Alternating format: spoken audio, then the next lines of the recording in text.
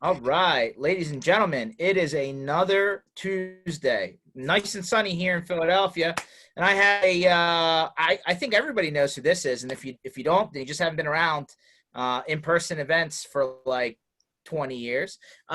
This is we call him Jay-Z, but Joel Zaidspiner from ChannelPro Networks. Joel, how you doing today, my friend? I'm fantastic and loving life today. It is a beautiful day, a little rainy, but not bad out in South Florida. Being here Right is on. not bad. How about you You're guys? you just Great? moved, right? You I just am moved from going. one town to another. I'm moving. I'm moving next week. I just sold my house and I bought another house, and I'm doing a close on the same day. And I'm moving into a newer house. I hate to say it, but I'm going to an adult community, and it's not something I thought I would ever do. But the amenities are incredible, and the price is right, so I'm going. Hey man, as everybody needs to find their zen, right? All good. That's it. And you know what? I Uh, travel so much. You know that I'm on the road normally in a normal, in a normal span of a year. I'm on the road between 40 and 50 weeks a year on an average year. Yeah, I just live in a hotel, and for my family, for my wife, it's better to have her busy at night in the weekends with her friends than bored at home having nothing to do. So I'm going to do that for her. I think it's the right thing to do. I, hey, everybody's circumstances, right? Just trying to fit it in. So, are you what is your hotel chain of choice then? Since you literally live in hotels almost every week. Yes, yes, yes. Meaning all of them. I'm the highest level with all brands. Um, you know what? I know a lot of people in the industry that are even higher than me because they have thousands more nights because they've been doing it longer than I have. But I would say Hilton's are my top choice these days. Um, the only negative about Hilton is they don't let you stay till 4 o'clock in the afternoon if you got a late flight. Uh, yeah, I get it. I know some people are the Courtyard Marriott fans. Other people are Hyatt. Everybody has their jam. Yep, yep. And I went to a hotel for Father's Day, the first one I've been to all year. I don't know if anybody else out there has been able to get out of their house or go travel, but I'm in South Florida and I'm in an area that's very, very, very, very, desolate. There's not a lot of people around me. I'm way out west over by the Everglades. So there's not a lot of people out here. And we drove to a hotel in Hutchinson Island. Nobody was there. Nobody was on the beach. And we got to sit on the beach by ourselves. And it was great. And it was my first hotel experience since March 6th. So, Joel, you're not near alligators where people just disappear into the woods, do you? Oh yeah, yeah, I'm right there. I'm literally a block away from the alligators. I'm on the edge of the earth. So when you look at my house, there's 5 houses after my house, and then it's just Everglades for till the center of the state. It's a Okay. beautiful. Well, I'll It's make beautiful. sure you come visit me, and I won't come visit you. How about that? Well, my new house is inland more, so it's going to be closer to where we can, it's closer to the airport. It's closer to more communities, and they're building quite a bit. Actually, we have a friend. We all have a friend that lives near where I'm moving to. Jay McBain's and Michelle McBain's live just a few blocks away from where I'm moving to, maybe a mile away from where I'm moving to. So Very nice. they'll know that. Yeah. Well, I'll be knocking on their door for make, dinner. well, make sure to say hello. Yeah, I will. So for anyone that doesn't know, Joel is the executive editor. Is that the right title for Channel Oh, no. Pro? I'm vice president and associate publisher of ChannelPro, ChannelPro Network, and IoT Playbook. There you go. I was close. Just move a couple Close. words around. So I'm and also known just as the King for Bob listen, Washer too. yeah, exactly. So can you give everybody a quick, tour down memory lane, in the industry for a long time? Just give us a, hey, how did you get started, and bring us to current if you don't mind. Sure, sure. So, 22 plus years ago, I had a daughter, and my wife looked at me and said, "You can't keep doing what you're doing. You're never home." And back then, I never traveled. When I started in this industry, I was always in an office. I never traveled. So for the first 10 years of my business life here in the channel, I never traveled. So it was perfect. And I went into this business not knowing a thing about technology, but understanding what distribution was, understanding just the channel from a different channel, understanding a lot of different things that were part of our industry. And I stepped into it 22 years ago at one of my competitors. At the time, it was called CMP Media, where CRN was housed for many, many years up until it separated and became its own company. I left there. They left us, most of us. They had a huge downsizing back in 07, I think it was, when I was offered a position here at ChannelPro, and I've been with ChannelPro ever since. So it's been 22 years that I'm in the channel. I can't tell you how much I love the people that I work with on a daily basis, people like yourself and Sadie, and so many people in the industry that I work with on a daily basis. I love the channel like family, and it's really from the heart, because everyone I talk to is part of my larger family. I know them. I know about them. I know their people. I know a lot about their families. I know about yourself and your little girl. I know about a lot of the people that are out there in the industry. I want to know about that. I want to hear about good things, and I want to hear about bad things.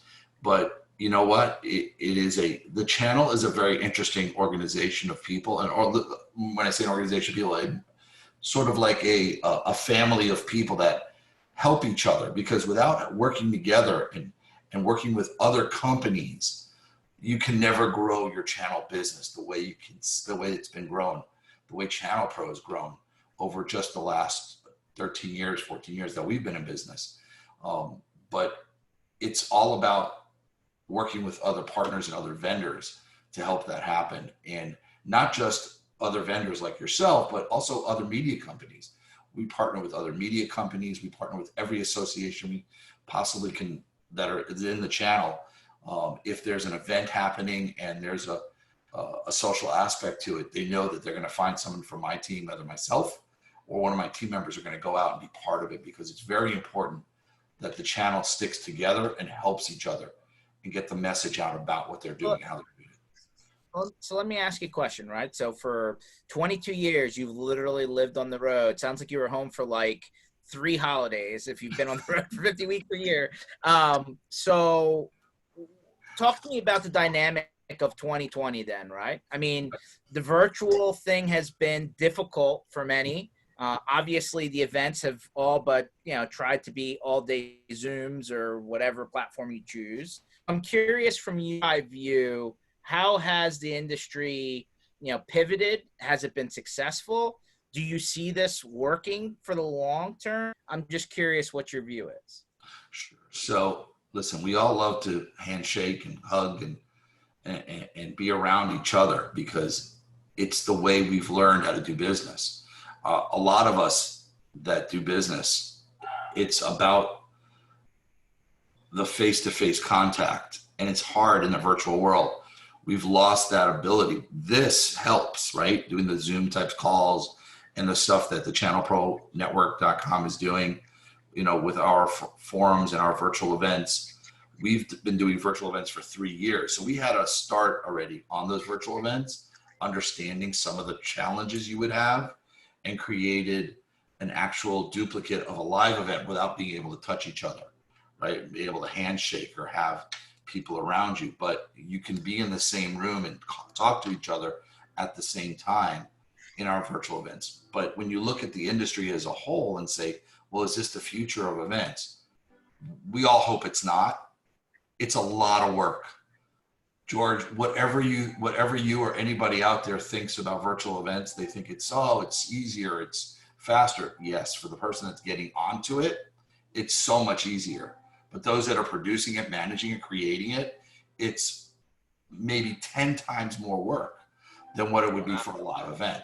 So, the manpower that it takes, the software, the praying that nothing goes down. Just to give you an example, our last show just a few weeks ago, and you were there, and your team was there, we had everything running smoothly up until one moment when the entire system, not ours, but the software that we were hosting the video on, crashed. worldwide, no control. You can control a live event. You can move it to another room. And then other folks, like, I don't know if you did, but some other vendors, they immediately switched onto a Zoom account and sent emails out to all of the attendees and said, hey, I'm going to be on this Zoom call. Come and join me on a presentation. And it worked really, really well for them. And a lot of people were really happy with it. So you have to be very flexible on this virtual world. It is not going to be easy. It's not easy for both vendors and solution providers and MSPs. It's just not. But it's the way of things happening for the current future. We try to look at 3 months, 2 months.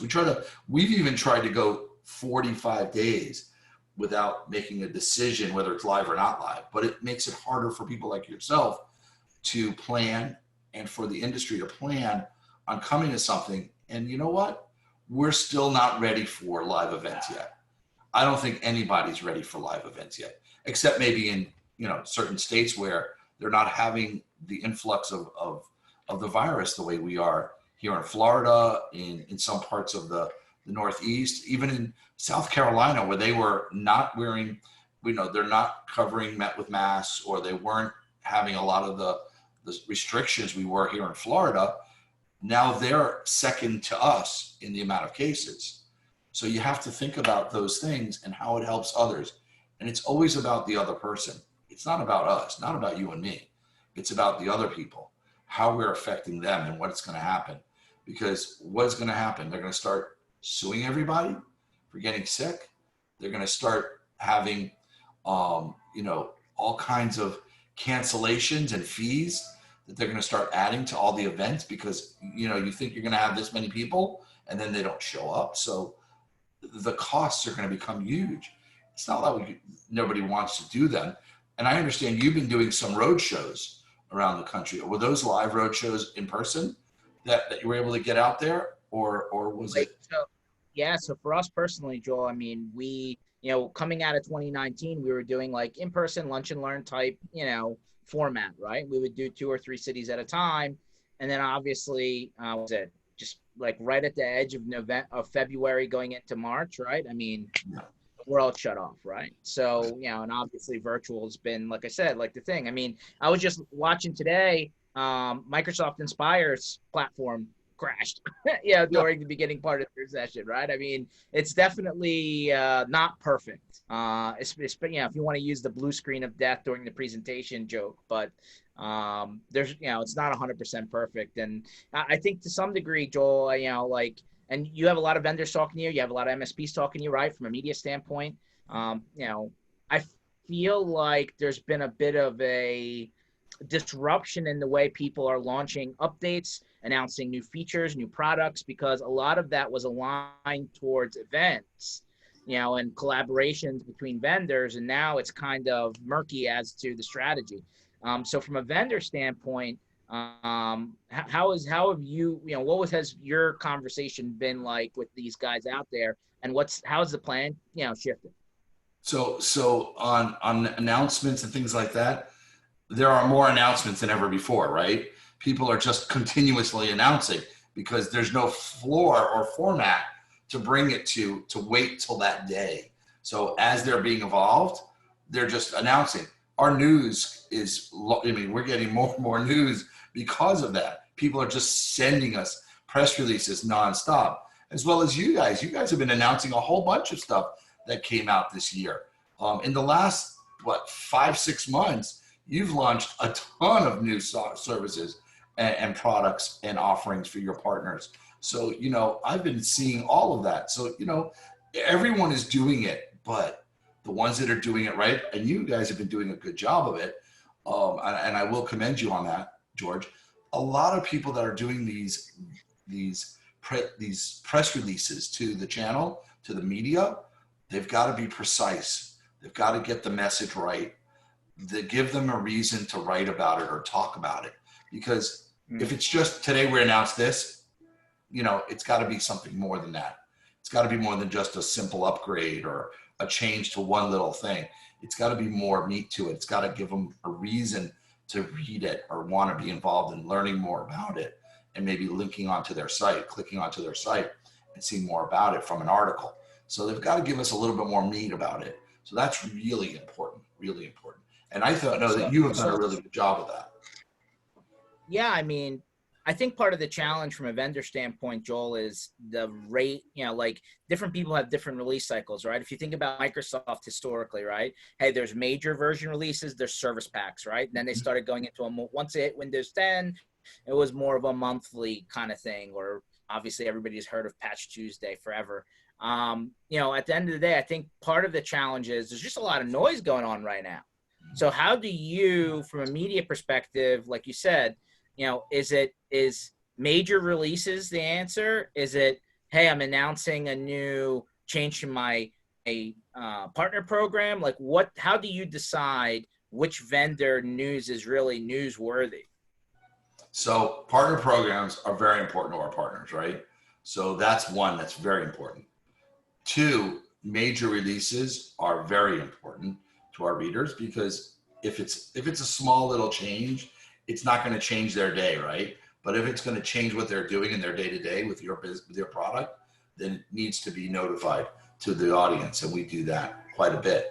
And it's really important to get the message out that way. The little stuff, we can talk about it, right? The little stuff, but there is little stuff that's important over time. So maybe put some of those little things together and present it all at once, instead of doing it in small piecemeals every day.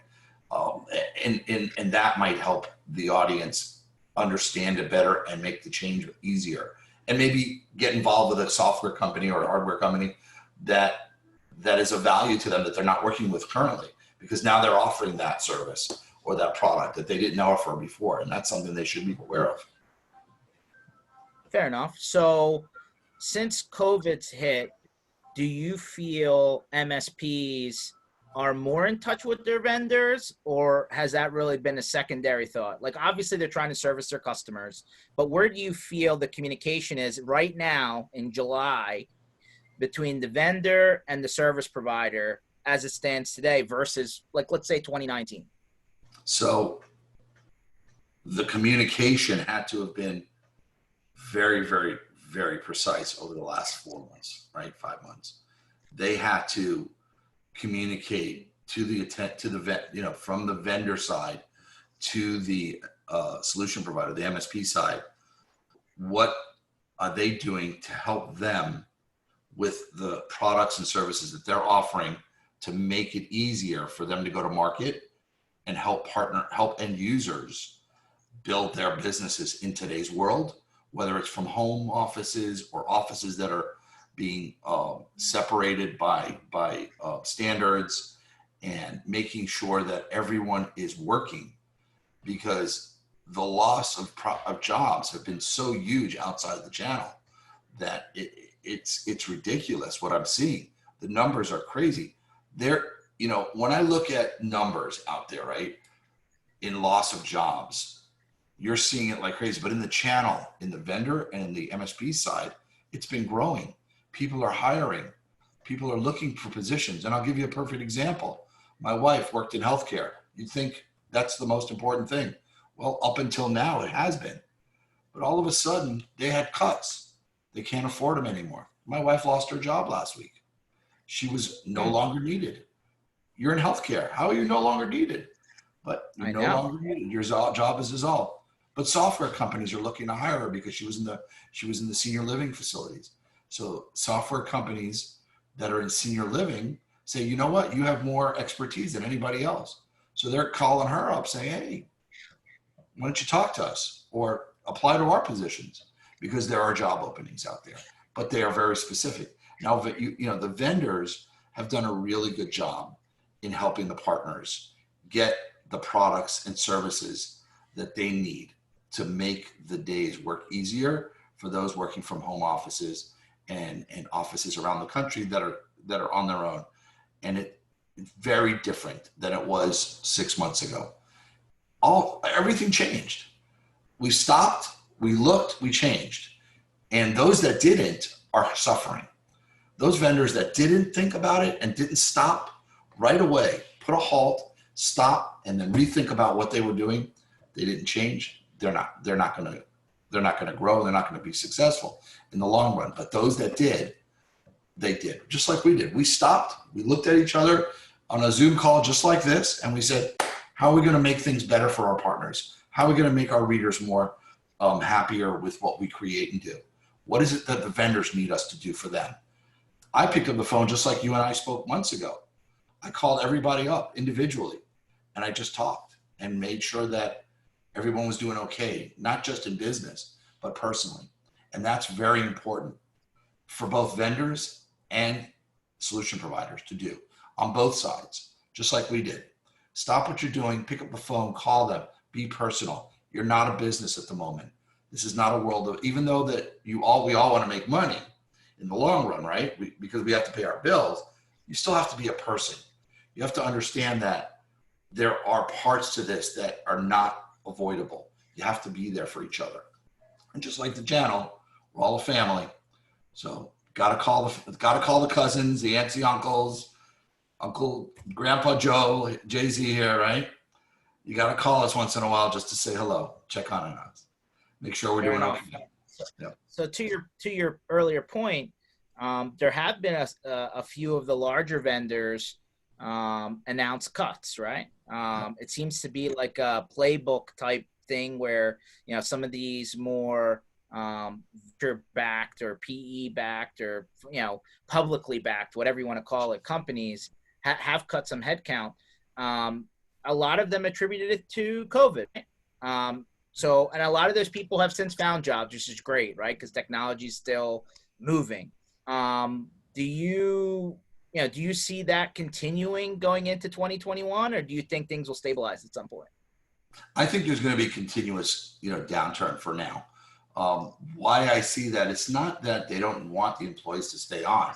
There isn't an opportunity for them to do anything unless they start building their virtual practice, what they did live.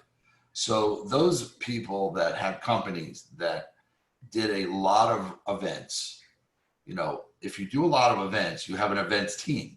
Now your events team is not needed because you can't go anywhere.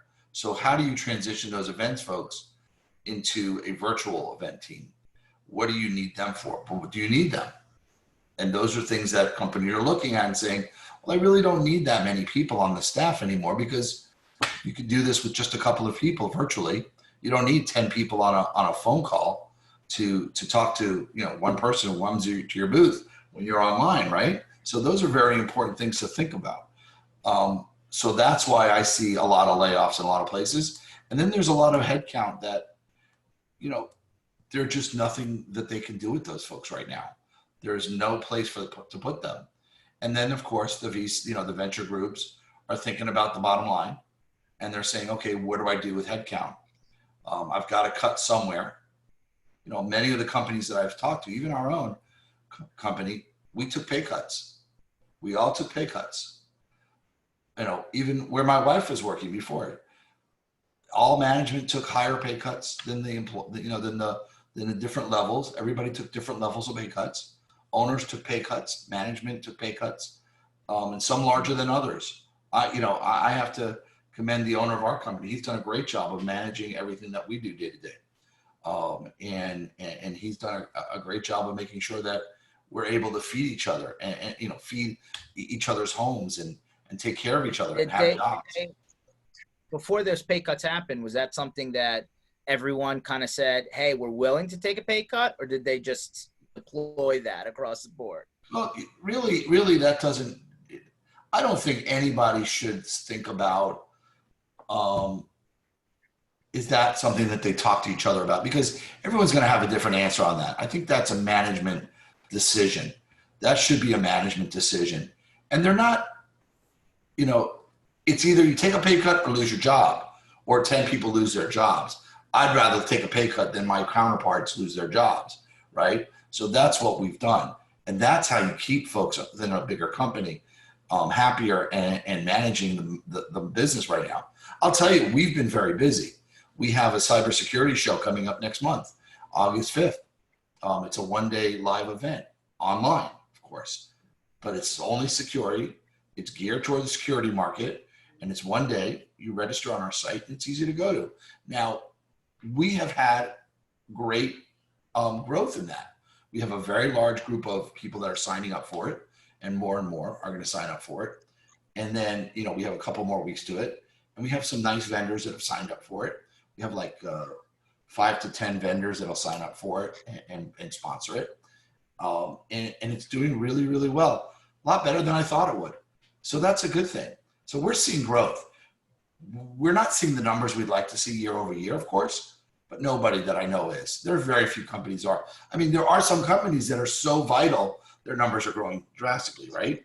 But companies like ours and many of the solution providers out there are just managing through this time. March was a tough month for many of us, but as we get into June, July, August, things are getting better. People are starting to see a change. People are getting out there. We're wearing our masks. Make sure to wear your mask. But I'll tell you, we are starting to live a life again, but separated. We're keeping that separation. Do you see a lasting effect to this model post-COVID? Like, does the handshake disappear? You know, or are people going to be, you know, using like 4 bottles of hand sanitizer instead of 1? Like, do you see the way events are structured moving forward? Does that really change dramatically? I'm curious because you put on a lot of stuff. You see a lot of events, right? I mean, you're at 50 weeks of events every year. I got to think there's got to be a change. Yeah. So I firmly believe that my friends from Nepal who say namaste, when I see them, will become our new way of greeting, because it's very easy. Either that or bowing, as many of our friends who bow when they introduce themselves or say hello. I think that's going to become more of a common way of greetings. I think there's going to be, unless there's a vaccine that's going to stop the spread of this virus, I think that we're going to stay away from each other. We're going to have events that are going to be plexiglassed, encased booths. I think there's going to be, I mean, we've looked into all of this stuff, all of the options. And I think it's going to be like this for several years. I don't think for this year, for sure, I don't see any change. And I don't see the first half. I don't even think the first half of 2021 will change. I think what we're seeing is that we have to get the numbers down before we start to make changes to our world. The less people that are dying from this, the better it is for all of us. And as soon as that changes, that's when the world will change and we'll be able to get back to sort of a similar life. But I think shaking hands again on the road is going to be tough. And I'm a big hugger, so it's going to be tough for me. I know you are too. We like to hug our friends, people we meet. I'm a big hugger. I've had a hard time when I meet people that I see that I know. And just this week, last week, I spent a week with my daughter who lives in Philly near you, and she's in South Philly, and she came and met me on the beach in North Carolina on the shore in a private home that we rented by ourselves, and we cooked in the house just so we can see her, because we hadn't seen her in months and months. So it was a really nice way to get away and go and see some. But even there, I was reluctant to hugging her because I didn't want to accidentally spread a germ that I thought I might have or I don't have, or vice versa, right? So you sort of hold back that emotion that you're so used to. But I think we're going to have to change. I think we're going to change, but eventually we'll be able to shake hands again. It'll take some time though. Fair enough. So let me pivot a little bit to the MSP side of the equation. If you're an MSP today, what is your advice to using the media to help you get your story out there, right? I mean, there's a lot of MSPs out there. We're all trying to sell to the general, business community, right? There's a lot of businesses out there. What is the best way for an MSP to engage media to help get, their messaging out there? So, really great question. We write about MSPs in ChannelPro. It's all about the MSPs, best business practices, really important. And what we tell all of our readers to do and all the MSPs to do is send us a message. What are you doing differently than what other guys are doing? How have you made it easier for the end user? What is the service and offerings that you have that could make a difference for other partners to learn from. And if they're able to get us a message like that, and they can reach me anytime. I'm easy to reach, Joel Z at channelpronetwork.com, or my associate publisher, my executive editor, Rich Freeman. Either one of us, you're able to get to us, send us a message, and if we think you have a great story, we're going to write about it. We feel that it's important for MSPs to get the message out there. Even if you're out somewhere in the U.S. and you have that message, and again, we're a U.S. based publication. We don't write internationally. We have a hard time getting out into the international market with the new rules of canned spam laws and a double opt-in and all of that in certain areas. So there are GDPR rules. So, a lot of that is hard to do outside the U.S., but we partner with other magazines to help them. But on our US-based partner, if you have a story that you've done something different and helped other partners grow their business or doing, tell us about it. We'll write about it. Why not? We want to hear about it. We want to help your partners and your friends in the world build their practices the same way you are building yours. So if you've got something a little different, maybe a niche or a specific type of offering that you think that can help others, that's the best way to write to us, and make it very clear. So is it, I guess a little bit of the mindset around this is, if people are writing about you and they're publishing something about you, it gives you a little bit more validity from a marketing standpoint, right? That you're doing something right, or that you're an established business. So, I mean, from a marketing standpoint, like for the people who you have written about, for example, what have they done to take that type of promotion, if you would, and help, generate new leads, for example? Well, it helps them grow their business because they could take that publication and go, look, I've been written about in our leading publication in our marketplace. So the channel is where we are. We're MSPs and we write only about this marketplace. And they can take it to their end user and say, look, my industry magazine is writing about me, or they've covered me. Use Josh Lieberman, who writes all the time for us on specific topics. I mean, the guy's an expert in a lot of different parts of the channel. And he could take that and bring it to an end user and say, look, I've written for them because I'm an expert in this field. And I've written about it, and look how I write about it. Or I've been mentioned in this product, in this magazine, or on their site because of my expertise, of my knowledge of the business, so that you understand, Mr. End User, that I'm an expert and I can help you, and I've been recognized by the industry experts. Makes sense. So let me ask a different question then. Do you often get MSPs asking to write, articles, right, about certain things? Like how does that process work? All the time, every day. So we get emails all the time, and if it's a good story, if it's a story that you are involved in writing, if you create something, we don't want you to write a whole story for us right off the bat. We want you to give us a blurb of what you think our readers want to hear from you, or what you're doing.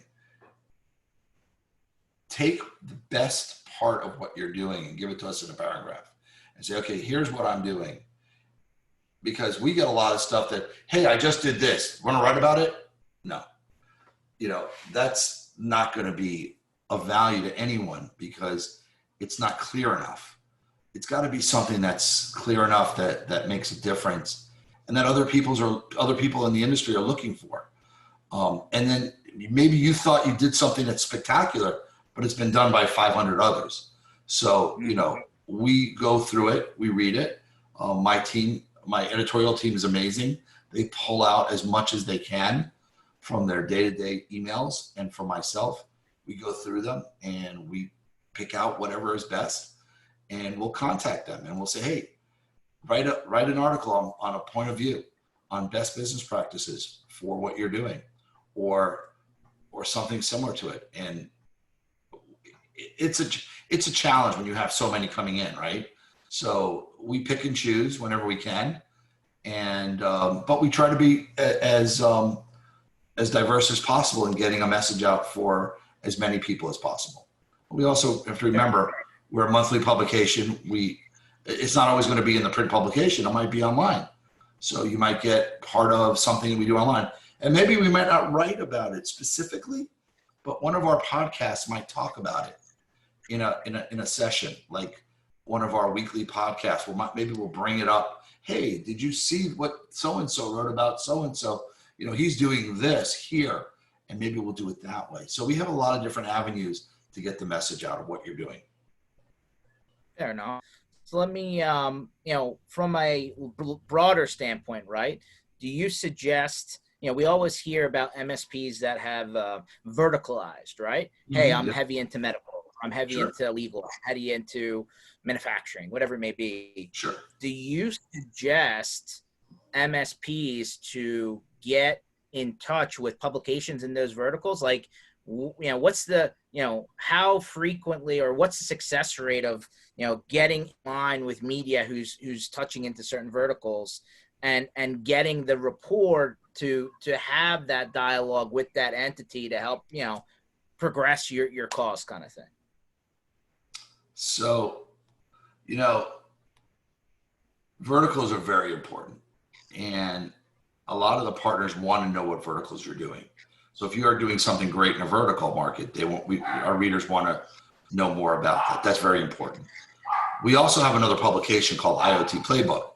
And just like Luis Alvarez, who's an expert in the IoT space, he writes for us. He's on podcasts and webinars that we do a lot. And if you're an IoT expert and you're building your IoT practice, we have an entire publication built for that, for the IoT world.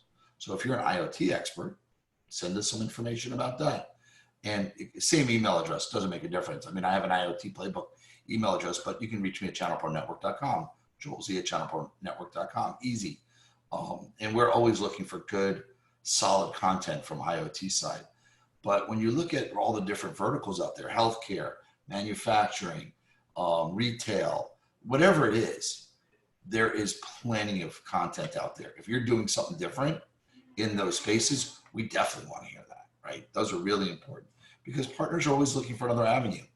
I'm doing a lot of break fix, or I'm doing a lot of managed services in, home offices or small offices, but I want to expand. I'm having a hard time expanding. They go to a lot of events, but they don't really understand what to do. But you, as another partner, might be able to explain it to them a little easier in a little editorial piece that you put together, and talk about how you were able to penetrate that market. There's a gentleman that we know in the Midwest who specializes in dentistry, right? We have another guy who specializes in medical offices, in HIPAA compliances. We have others that specialize in oil and gas. I mean, everyone that we know and that brings us content specific to a market, to a vertical, and it helps the other partners grow their business. It's really great information. Okay. Appreciate that. So zoom out now, right? So during the first part of 2020, what 1, 2, 3 stories or headlines come to mind that shocked you? Shocked me? That's pretty tough. Not much shocks me. 2020. It's been a crazy year. I feel like every month. January, February. Well, I mean, really, there wasn't a lot of time to shock me in into 2020. I mean, we're in July. We're 6 months has gone by. Something had to have popped up that you're like, wow, I did not see that coming. Wow, that's a good question. I don't think anything shocks me. For anybody who thinks that we rehearse these beforehand, that's not the case. These are on the fly questions. Yeah, they are. Shocks me. You know what shocked me is that we had to stop what we were doing internally on March 6th after our last live event. We finished our live event. You were there. It was in Dallas. We stopped our event, and I go home, and I watch the news, and I'm like, wait a minute, how are we going to get back on an airplane? How are we going to get back to another show? And I'm looking at my calendar, and I have a calendar somewhere in here.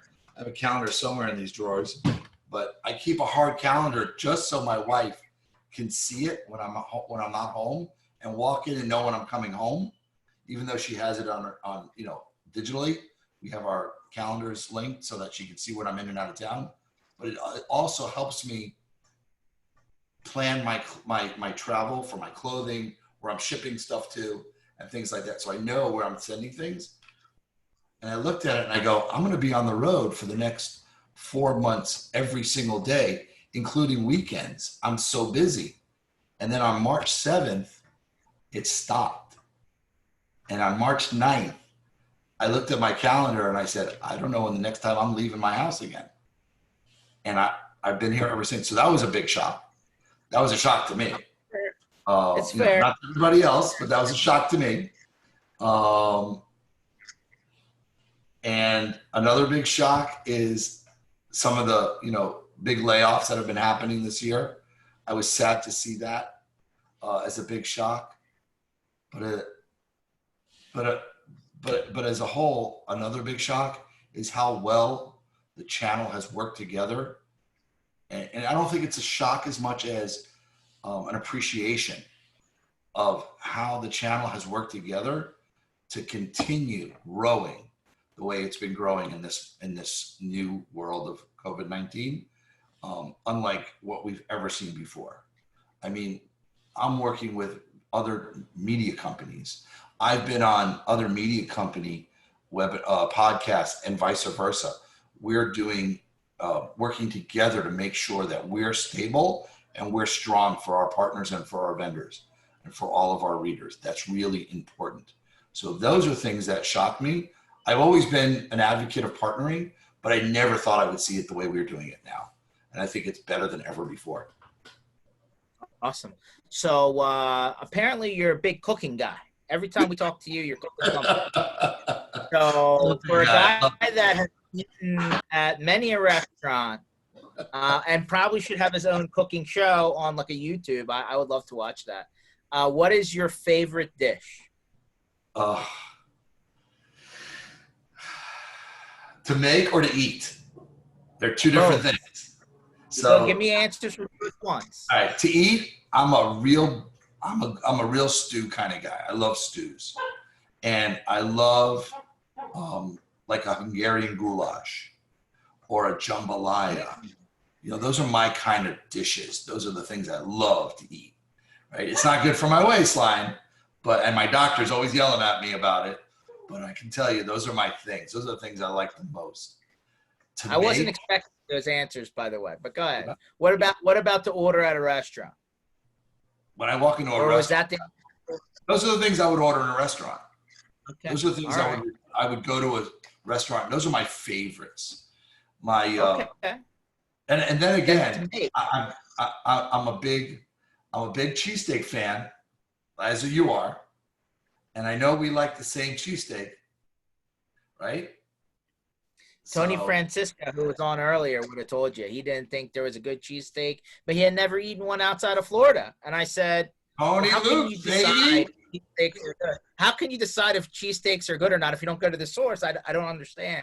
That's right. Yeah, I've eaten cheesesteaks all over the world. If you don't go to a good cheesesteak place like Tony Luke's, right? And not all of them are as good as the others. I would tell you that there are some that are better than others in cheesesteak world, right? And everyone's going to have a different opinion of cheesesteaks because everybody's taste buds are different. But if you look at a cheesesteak in general, the way it's made and the style of the meat and the way it's I feel like you're just punking me, man. I didn't think cheesesteak was off your list. I love. Okay. Listen, I've had probably cheesesteaks from 20 different locations in Philly in my life. And I will say that when I go to the one place, and Tony Luke's, you recommended it to me years ago. And I'll tell you, my daughter thinks completely different. She doesn't like Tony Luke's as much as she likes the place she goes to. But then again, it's her prerogative, right? And I'm not going to argue that point. It's my taste buds. What's her place? I don't even know the name of it. It's off of Second, I think. It's right off of Second. It's by Jimmy's, I think. And I don't like gyms. I don't like gyms as much. And I have a lot of friends that love gyms, right? And I just don't like the way they cut it so thin, little pieces. I like a little bit bigger piece of meat in my sandwich. So I think and the flavor's a little different. So I'm going to go with that. But I'll tell you, when I make my own meals, I love making Italian food, chicken parms. I'll make a lot of stews also, which my son doesn't really care for. So I try to stick to stuff that's more on the more basic side at home. But when I say basic, chicken parmesan, chicken scarpiello, on the Italian sides, I make a lot of good. I make a mean chicken soup, matzo ball. Yeah, I'm a good matzo ball soup maker. And then Mexican night's very popular in my house. We'll make tacos. We'll make fajitas. Okay. I'm telling you, man, we're gonna have to get this Jay-Z cooking show off the ground. Apparently, it's part of my Hispanic side of my life. Popular demand. I got to tell you, Joel. Looks like sport. I'm telling you, we're gonna get it off the ground. So it looks like sports are about to get off the ground, Joel. Yeah, right. Yeah. I mean, do you see yourself going to a sporting event? Should you be able to this season for any of the sports? I love sporting events. I love going to sporting events over watching it on TV. I love going live. But I can tell you that I probably get to go to one a year because of all my business traveling. I don't get to go as often as I'd like to. But my team right now is college. And I only root for one thing and one team right now. It's where my son goes to college at University of Miami. So I'm a big Canes fan. And normally all I wear is orange and green during the day when I'm home. But I didn't want to be so bright today. Try to be a little bit less bright on camera today for you. But I'll tell you, orange and green are the colors I wear for my son as he goes to the University of Miami. And I can't wait to start watching football again, college football. I've missed it. And baseball starting up, right? We got baseball starting up this week. It's going to be fun. I just heard a game on the sports radio yesterday. I almost had to double check the channel because I was like, wait a minute, is this live? Yep. Yeah, it was live exhibition. It was great. Sunday, was it Sunday or Monday? Yankees Mets played in City Field. I don't know if you saw that at all. And I've been a Yankees fan since my son was born. He convinced me that I had to go from Mets to Yankees, and I stayed there. Whoa! You can't just cross the line like that. Yeah, I wasn't that big of a fan to begin with. That's like me switching from an Eagles fan to a Steelers fan. That's not allowed. Yeah, in New York, it's a little different. When you have a son that's so into sports like I do, and I'm wearing, I get more abuse for wearing a Mets hat than anything else. So I went to Yankees and I stayed there ever since. And it wasn't a bad switch. It wasn't a bad switch. But I've always been a Dolphins fan. With the front runner. I've always been a Dolphins fan. I've always been a Niners fan. I've had certain teams that I've been a fan of for many, many years just because I was. And my son has different football teams that he's a fan. He's a Giants fan. That's all right. I don't have to always be a Giants fan. You're originally from New York, right? Can we make sure? Okay, so how are you in New York? How are you from New York and you're a Dolphins fan? I grew up in Miami. I grew up from the age of 7 on in Miami. And then I moved back to New York when I was older. And then I came back to Florida. So Dolphins has been in my blood for a long time. The Bob Greasy days were my days. The Bob Greasy, the Manny Fernandez, Larry Zonka, those were my players, right? Those are the guys I watched playing. Okay. That was a great. That was a big loss to us. Losing Don Shula this year was a big loss, right? So you're from New York. You moved to Florida. You moved back to New York. If I remember correctly, you were in the clothing in like Brooklyn, right? I was It's all for manufacturing. almost 11 years. Yeah. So Before how that, do I you was in relate to, manufacturing. That's why I understood the channel so well. I was going to say, how did you go from clothing and manufacturing to writing about technology? It's a huge jump there. It's all the same when you think about it. It's all about middlemen helping their smaller businesses grow through product or services to get to the end user space. So they all are about the same when you think about it at the end of the day. It's just a different way of doing it.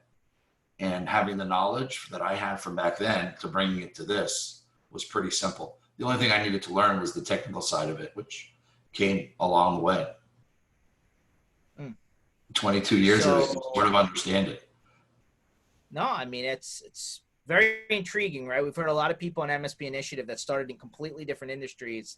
Like Dan Wensley was just on the last one, and he said he was in the newspaper business like you, like in the sales side, right? Yeah. You'd be like in newspaper sales, and he jumped from newspaper sales into ISP. And that ultimately would have bridged him into the technology space. So very intriguing. So, now that we're in the kind of final stretch minutes here, if you were to give anyone watching this advice to get through the rest of the year, IT service provider, managed service providers, maybe even guys who, are employees of these companies who may be watching, what's your best advice to get to the end of the year? Well, my best advice is make sure you have great connection wherever you're at, whether it's wireless or home office or business. Make sure you have a great connection because, as you see, it's very important for all of us. That's number one. Number two, be kind to each other. It's really important to be there for each other, whether it's work, play, family, and friends. Try to be there for each other because it's not easy for all of us. We're all stuck together, whether we like it or not. Whether we're trapped in a house together or we're working on phone calls together, we have to respect each other as much as possible, much more than we ever did before. So that's another thing I would suggest. And the other thing is, remember that watching the news all day will make you crazy because you never know what to expect. I believe in the news. We're in the media, but watching it all day is not a good thing for anybody. Watch what you need to watch. Get the excerpts. Get the details that you need. Get information from some of the websites, but don't spend all day reading it. Get involved in your organizations online. There are plenty of them. Get involved in the channel. Get involved with your vendors. Go to all of the events that are happening online. Spend time learning from events like conversations like this, by going to podcasts, going to the ChannelPro Network.com site and getting information on the podcast. There's tons of information, daily information. We post every day new information about what's going on in the world in the channel. Go to the events that we have and all the other vendors have and all the distributors and don't forget your distributors, because distributors are helping a lot of the vendors get through this, whether it's through financing, whether it's through a lot of the things that we don't think about. It's a really important thing. And stay close to the people that you work with and are around. Make sure that you're there for each other. And I think that we're going to get through this fine. It's just going to be another few more months, another 6 months, I think, maybe a little longer, but we're going to get through it eventually. Don't forget to wear your mask when you get out of your house, because whatever you don't have, you'll get from that guy who you walk by who just coughed on you or sneezed on you as he walked by you in a mall or in a store or in a restaurant. Not that you're worried about giving it to them, it's them giving it to you. And you want to try to protect yourself as much as possible. You might be testing, negative, and that's great. I've been tested, my family's been tested, but there are those that are positive and they're not showing any symptoms and they don't know that they have it. And if they give it to you, I just heard a story yesterday of a friend of ours, next door neighbor, their son, 14 years old, went to a birthday party. We're going to go to a birthday party because kids aren't going to be the problem. Well, the kid contracted COVID, no symptoms whatsoever. Then he gave it to his dad, and his dad is on a ventilator right now. And he might make it, he might not. It's pretty bad. So it's not that you're feeling sick or you're getting someone else sick. You're killing other people by not protecting, by not going out wearing something over your face to cover your mouth and your nose, to make sure you're not spreading something that you might not know you have, or they might have, and spread it to you. So it's that simple. And once we have the vaccine, and once we have everybody treated, or have some sort of a cure or some way of stopping it, I think we have to be kind to each other and help each other every way possible. So those are some of the things that I think we should do. No, great words of wisdom there. Joel, I hope we do see each other for the end of the year, hopefully in person. If not, then 2021 can't come soon enough, my friend. Well, you know what? I'm not counting it by the day or the month or the week. I'm looking at the future, and I see a positive future. I see virtual hugs now to everyone, but soon it'll be real ones, and we'll get there. We'll get there together, and we'll get there helping each other. So thank you for being part of the channel. And thank you for the opportunity to join you on your podcast today. Yeah, absolutely. Appreciate you coming on board. And just a reminder for everyone, this session was recorded. It'll be online every Tuesdays and Thursdays, 1 o'clock Eastern. We keep on bringing people from around the sandbox that we all play in to, give us some food for thought and give us a, slightly different perspective. So appreciate Joel giving us your angle from the media's eye view, and we'll catch you down the line. Thanks so much for having me. Have a good one, Joel. Thanks.